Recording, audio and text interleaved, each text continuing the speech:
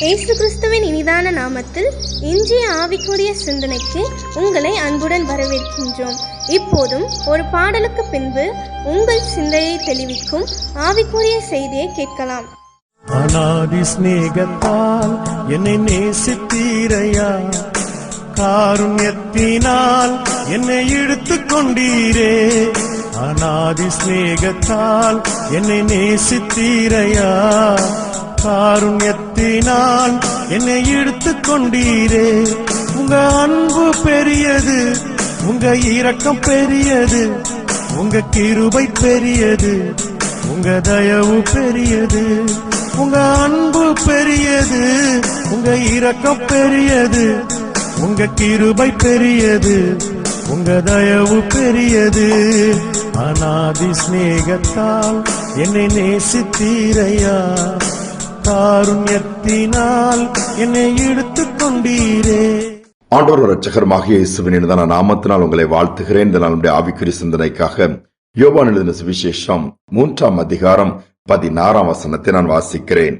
தேவன் தம்முடைய ஒரே பேரான குமாரனை விசுவாசிக்கிறவன் எவனோ அவன் கெட்டுப் போகாமல் நித்திய ஜீவனை அடையும்படிக்கு அவரை தந்தொருளி இவ்வளவாய் உலகத்தில் அன்பு கூர்ந்தார். பாருங்கள், இந்த வசனத்தை பார்க்கும் பொழுது பிதாவாகிய தேவனுடைய அன்பை நாம் அறிந்து கொள்ள முடியும். ஒருவேளை தேவன் எவ்விதமாய் அன்பு கூறுகிறார் என்று சொல்லி பார்ப்போம்னா இந்த வசனம் ஒன்றே அதுக்கு போதுமானதாக இருக்கும். வேதத்தில் அதிகமாக முக்கியத்துவப்படுத்துகிற ஒரு வசனமும் இதுதான்.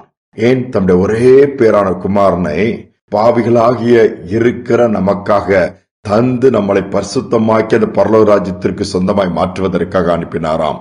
ஒரே பேரான குமாரனை கொடுக்கிறாரு. சும்மா நான் நேசிக்கிறேன் சொல்லல, மாறாக குமாரனே பலியாக கல்வாரி சிலுவையிலே தன்னுடைய ஜீவனை கொடுக்கும்படியா, ரத்தத்தை சிந்தும்படியா அனுப்பி வைக்கிறார்.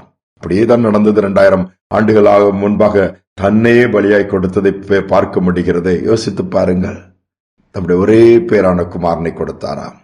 அந்த அன்பு அவ்வளவு பெருசு. அந்த அன்புக்கு ஈடு இணை எதுவுமே கிடையாது.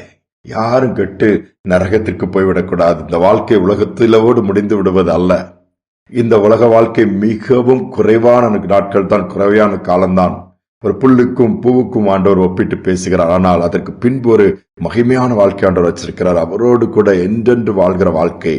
அந்த வாழ்க்கையை பெற்றுக்கொள்ள வேண்டும் என்று சொன்னால் குமாரனாகிய இயேசுவை நாம் விசுவாசித்து, எனக்காக ரத்தத்தை சிந்திருக்கிறாரே, அவருடைய ரத்தம் என்னை பரிசுத்தமாக்குகிறது, மீண்டும் ஒரு வாழ்க்கை எனக்கு கொடுக்கிறது நம்பிக்கைக்குள் வரும்பொழுது நிச்சயமாகவே இதை கேட்கிற ஒவ்வொருக்கும் அந்த கிருபை கர்த்தர் கொடுத்து நடத்த ஆரம்பித்து விடுவார். அதுதான் இந்த வசனம் சொல்லுகிறது. இன்னும் தெளிவாக சொல்ல போனால், ஜிம்பாப்வே தேசத்திலே கிலாட் என்கிற ஒரு மனிதனுடைய காரியத்தை குறித்து பார்க்கும் பொழுது, அவர் இந்த வேதாகம கழகத்தில் வேலை செய்கிறார், முக்கியமான பொறுப்பில் இருக்கிறார். அவர் அநேகர் ஆண்டவர் பக்கம் நடத்திட்டு இருக்கும் பொழுது ஒரு முரட்டாட்டமான ஒரு குடிகாரன், குடிக்கு அடிமையாகி புகைக்கிற பழக்கம் அதிகமா உண்டு, செயின் ஸ்மோக்கர் நம்ம சொல்லுவோம். அந்த மாதிரி இருக்கிற ஒரு மனிதனை சந்திக்கிறாரு. சந்திச்சுட்டு இயேசுவை பற்றி ஏற்றுக்கொள்ள வைக்கணும்னு சொல்லி அவருக்கு ஒரு பாரம், அந்த குடி பழக்கத்திலிருந்து வெளியே வரணும், ஸ்மோக்கிங் பழக்கத்திலிருந்து வெளியே வரணும்னு சொல்லும் பொழுது ஒரு புதிய ஏற்பாடை கையில கொடுக்கிறாரு. நீ இத படிப்பான்னு சொல்ற அந்த முரட்டான மனுஷன், இது கூட எனக்கு யூஸ் ஆகும். என்னத்துக்குன்னா, இந்த பேப்பர்லாம் கிழிச்சு அதுக்குள்ள போதை பொருளை வச்சு நான் ஸ்மோக் பண்றதுக்கு பேப்பர் எனக்கு இல்ல. இந்த புக் ரொம்ப யூஸ்ஃபுல்லா தெரியுது, அழகா ஒவ்வொரு நாளைக்கு ஒவ்வொரு பேஜ் கரெக்டா இருக்கும், அதுக்கு சிகரெட் மாதிரி நான் வச்சு குடிக்கிறதுக்கு. அப்படிங்கும்போது அவர் என்ன சொல்றாரு, சரி நீ அதை பண்ணிக்கணும், ஒரே ஒரு கண்டிஷன். என்ன கண்டிஷன்? நீ எந்த பேப்பரை புகைக்க போறீங்க ஃபர்ஸ்ட் படிச்ச பிறகு நீ கிழிக்கணும், அதுக்கு பிறகு புகைக்கணும். இதுதான் கண்டிஷன். இது என்ன பிரச்சனை இருக்குது, படிச்சுட்டு நான் அதுக்கு பிறகு புகைப்பிடிக்கிறேன் அதை வச்சு அப்படின்னு சொல்லிட்டு இது பண்ணிட்டான். சரின்னு போயிட்டாங்க. நாட்கள் போயிட்டு ஒரு 6 மாசம் குறிப்பிட்ட காலம் கொஞ்ச நாள் போன உடனே திருப்பி ஒரு கன்வென்ஷன் மீட்டிங்கு இவர் போறாரு. அங்க இருக்கிறார். பார்க்கும்போது இந்த முரட்டாட்டமான அந்த மனிதன், அவனும் ஒரு வேதாகமத்தை கையில வச்சுட்டு அந்த கூட்டத்துக்கு வந்து ஜெபிக்கிறதுக்கு மற்றபடி ஆராதிக்கிறதுக்கு முன்னாடி அதை நின்னுக்கிறத பார்த்து ஆச்சரியப்படுகிறாரு. திருப்பி சந்திக்கிறார். நீ அந்த மனுஷன் தானே, கண்டினியூ எனக்கு புகைப்பிடிப்பிய நீ தானே? ஆமா அப்படின்னு சொல்றாப்புல. என்ன நடந்துட்டு கேட்கும்போது, ஐயா நீங்க ஒரு புதிய ஏற்பாடு கொடுத்தீங்க, ஞாபகம் ஒரு கண்டிஷன் வச்சிருக்கீங்க, நீ ஸ்மோக் பண்றதுக்கு முன்னாடி அந்த பேப்பர்ல உள்ள வசனத்தெல்லாம் படிச்சுட்டு தான் திருப்பி நீ இது பண்ணணும் அப்படின்னு சொன்னீங்கல்ல? ஆமா, நான் அது மாதிரி மத்திய ஃபுல்லா ஒவ்வொரு பேப்பரா கிழிச்சு ஸ்மோக் பண்ணி காலி பண்ணேன். இடத்துல மார்க்கு சுவிசேஷம் ஃபுல்லா முடிச்சேன், லூக்காவும் முடிச்சேன், யோவான ஆரம்பிச்சேன், 1ஆம் அதிகாரத்தை பண்ணேன், 2ஆவது அதிகாரத்தை பண்ணேன், 3ஆவது அதிகாரம் கிழிக்கைக்கு முன்னாடி படிக்க ஆரம்பிச்சேன், 3ஆம் அதிகாரம் 16ஆம் வசனம் வரும்போது அந்த வசனத்தை படிக்கும்போது என்ன உலுக்கிருச்சுது. பாவியாக எனக்கு பிதாவாகிய தேவன் தன்னுடைய குமாரனை பலியா கொடுத்தாரா? அந்த நித்திய ஜீவனை பெற்றுக் கொள்வதற்கு இவ்வளவு பெரிய தியாகம் பண்ணிருக்கிறார. இந்த வார்த்தையை வாசிக்க எனக்குள்ள ஒரு பெரிய மாற்றத்தை அது கொண்டு வந்துச்சுது, நம்பிக்கை கொண்டு வந்துச்சுது. எனக்கும் ஒரு வாழ்க்கை ஆண்டவர் வச்சிருக்கிறாரு, எனக்கும் விடுதலை கொடுக்க அவரால் முடியும்னு சொல்லி அன்னைக்கு இயேசுக்கு என் வாழ்க்கை ஒப்பு கொடுத்தேன், மாறிட்டேன். இன்னைக்கு இந்த மீட்டிங் வந்திருக்கேன் அப்படின்னாராம். பாருங்களேன், அவனுடைய அன்பை பாருங்க. அந்த வசனத்தை சொல்லப்பட்டது மாதிரி ஒருவரு கெட்டு போக கூடாது. ஆண்டவர் விடுதலை கொடுத்து எல்லாரையும் மாற்றி அவருடைய ராஜ்யத்துக்கு வர வேண்டும் என்று விரும்புகிறார். நம்முடைய வாழ்க்கையில அந்த அன்பை என்னைக்காவது ருசிச்சிருக்கிறோமா? அந்த அன்பை நினைக்கிறோமா? உலக அன்பெல்லாம் மாறி போயிரும். இயேசுவின் அன்பு மாறாதது. அந்த அன்பை நம்ம உணர்ந்து அந்த அன்புக்கு ஈடு இணையா நம்முடைய வாழ்க்கை அர்ப்பணித்து தொடர்ந்து ஓடுவோம் என்று சொன்னா மாற்றங்களை பார்ப்போம், மாற்றங்களை கொண்டு வருவோம். நமக்குள்ளும் மாற்றங்கள் வந்து ஒரு நாள் ஆண்டவரோடு கூட வாழக்கூடிய பாக்கியத்தை பெற்றுக் கொள்வோம். ஜெபிப்பும். அன்பின் தகப்பனை, இந்த புதிய நாளின் காலை நேரத்திற்காக அண்டியோடு துதிக்கிறோம், ஸ்தோத்திரிக்கிறோம். வார்த்தை எவ்வளவு வல்லமை உள்ளதுப்பா, உடைய வசனம் எவ்வளவு வல்லமை உள்ளது, எப்படிப்பட்ட மனிதர்கள் எல்லாம் மாற்றுகிறது. அதோடு மட்டும் நம்முடைய அன்பு கல்லான இருதயங்களை கொண்டு உடைத்து கரைய பண்ணக்கூடியதப்பா. அந்த அன்புக்காக நாங்க நன்றி செலுத்துகிறோம்ப்பா.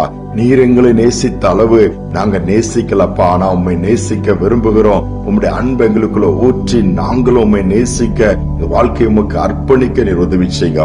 ஒவ்வொருவருக்கும் அப்படிப்பட்ட கிருபை இன்றைக்கு உண்டாகட்டும். அன்பினால் நிரப்புவீராக. பெரிய தியாகத்தை பண்ணிருக்கீங்கப்பா. ஒரு நல்லவருக்காக, நண்பனுக்காக கூட உயிரை கொடுக்கலாம், உதவி செய்யலாம், பணத்தை கொடுக்கலாம். அக்கிரமக்காரராக எங்களுக்காக நீர் மரித்தது, ஜீவனை தந்தது, ரத்தத்தை சிந்தினது, மீண்டுமாய் உயிரோடு எழுந்து எங்களுக்காக வாசஸ்தலங்களை ஆயத்தம் பண்ணி மீண்டும் எங்களை அழைத்து செல்லும்படி வைத்திருக்கிற திட்டங்களை நினைக்கும் பொழுது நாங்கள் எம்மாத்திரம் அன்பு பெருசுப்பா. தொடர்ந்து நினைத்திருக்க உதவி செய்யும். துதிகனமே ஏற்றுக்கொள்ளும். இயேசுவின் நாமத்தில் பிதாவே, ஆமேன், ஆமேன். ஒரே பேரான குமாரனை இயேசு தந்திருக்கிறாரே, மற்ற எல்லாம் தராமல் இருப்பாரா? கொடுப்பார். அந்த அன்பு மாறாதது. அந்த அன்பில் நிலைத்திருப்போம். நாம் ஆண்டவரை நேசிப்போம். சிந்தனையோடு இந்த நாளை தொடருவோம். மீண்டும் நாளை தினம் சந்திப்போம். இயேசு கிறிஸ்துவின் அன்பு என்றும் மாறாதது. இயேசு கிறிஸ்துவின் மாறா கிருபை என்றும் குறையாதது. இயேசு கிறிஸ்துவின் மாறா கிருபை என்றும் குறையாதது. இயேசு கிறிஸ்துவின்